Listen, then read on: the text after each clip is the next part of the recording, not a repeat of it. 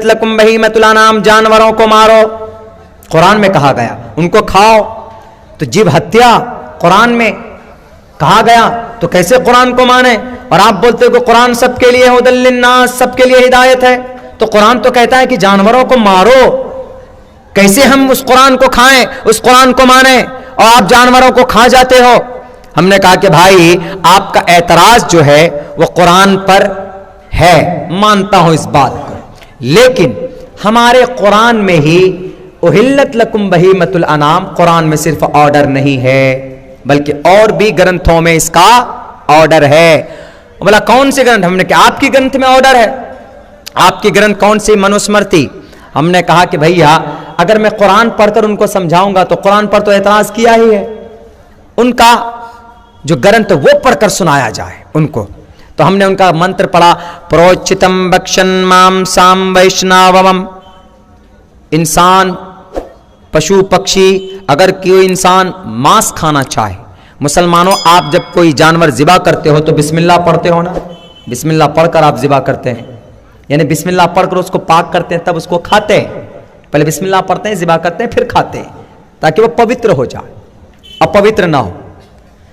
तो इस मंत्र में क्या क्या? प्रोचितम बक्षन माम साम वैष्णवम, जंगल के पशु पक्षी प्राणी के भोजन है।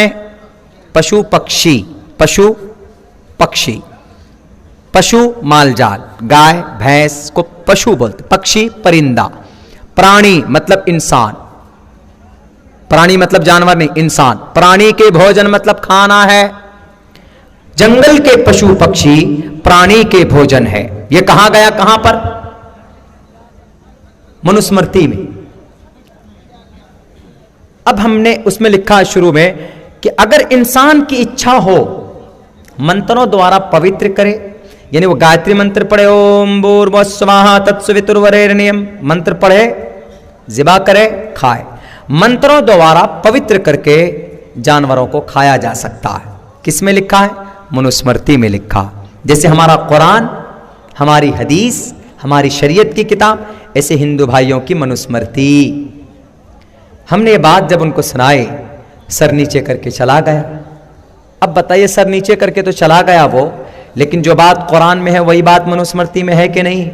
इसीलिए कहा जाता है कि मनु जी जो थे, मनु जी महाजल पलवान वाले मनु, हिंदू भाई मानते हैं महाजल पलवान वाले को। महाजल पलवान मतलब बड़ा सैलाब वाला, और बड़ा सैलाब किसके जमाने में आया? हजरत नूह अलैहिस्सलातु वस्सलाम के जमाने में। 950 साल तक इस धरती पर रहे वो, अल्लाह तबारक व तआला की वहदानियत का प्रचार किया, लोगों को बताया कि लोगों शराब मत पियो, लोगों को बताया कि लोगों सूद मत खाओ, लोगों को बताया कि लोगों मूर्ति को मत पूजो, बेजान है ये मूर्ति को, पत्थर की देवी देवताओं को मत मानो। क्यों? इनके अंदर कोई जान नहीं, कोई हिम्मत नहीं है।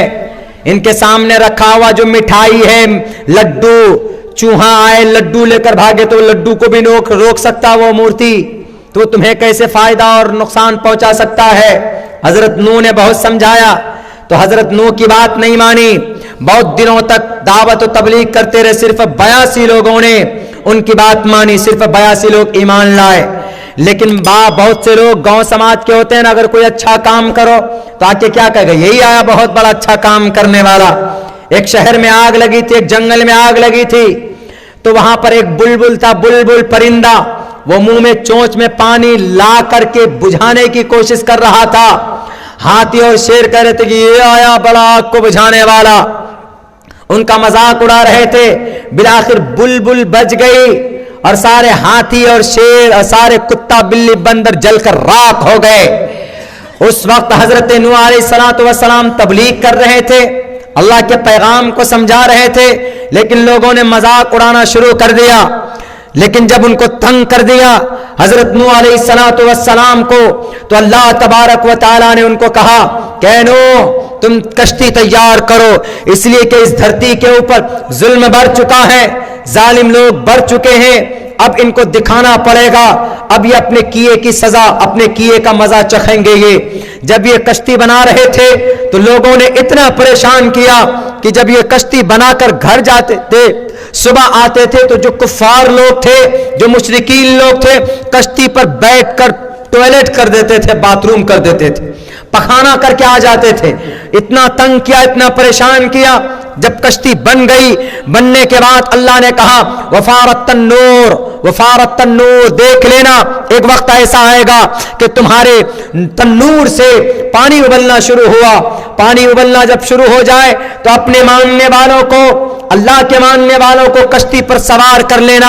82 लोग थे। जब पानी उबलना शुरू हुआ, वकील या अर्जुबलई मा अकी वया समा वक़ली वग़ीज़ल मा वक़ुज़ियल वस्तवत वक़ुज़ियल अम्र वस्तवत अलल जूदी वक़ील बुअदल लिल क़ौमिज़ ज़ालिमीन। अल्लाह के नबी थे वो हजरत नूह अलैहिस्सलातु वस्सलाम ने अपने तमाम मानने वालों को उस कश्ती के ऊपर सवार किया और जोड़े जो माल जाल थे उनको भी सवार कर लिया। करने के बाद उनका जो बेटा था, उन्होंने कहा कि अब्बा, हजरत नूह ने कहा कि बेटे आ जाओ वरना कोई बचाने वाला नहीं है। बेटे ने क्या कहा, अपना सगा बेटा क्या कहता है, अरे अब्बा जाओ आप, मैं पहाड़ पे चढ़ जाऊंगा, मैं तो पहाड़ मुझे बचा लेगा। हजरत नूह ने कहा कि बेटा आज अल्लाह के कहर गजब से कोई तुम्हें नहीं बचा सकता, किसी को नहीं बचा सकता। उन्होंने कहा मैं बच जाऊंगा। वो इतने में इतनी बात ही हो रही थी, इतनी जोर से लहर आया कि उनके बेटे को बहा कर लेकर चला गया। 6 महीने तक बारिश हुई थी, 6 महीने तक बारिश हुई। आसमान से भी पानी बरस रहा था और जमीन से भी पानी निकल रहा था। पूरी दुनिया को अल्लाह तबारक व तआला ने डुबो दिया, पूरी दुनिया डूब गई। सिर्फ वो कश्ती 6 महीने के बाद जूदी पहाड़ के ऊपर जाकर लगी। कहा जाता है वस्तवत अलल जूदी, जूदी पहाड़ मुल्क शाम के अंदर कहा जाता है कि वहीं पर यह पहाड़ है। वहां से फिर पूरी दुनिया के अंदर हाम, साम, याफिस, इनके 3 बेटे बच गए थे जो ईमानदार थे, जो मोमिन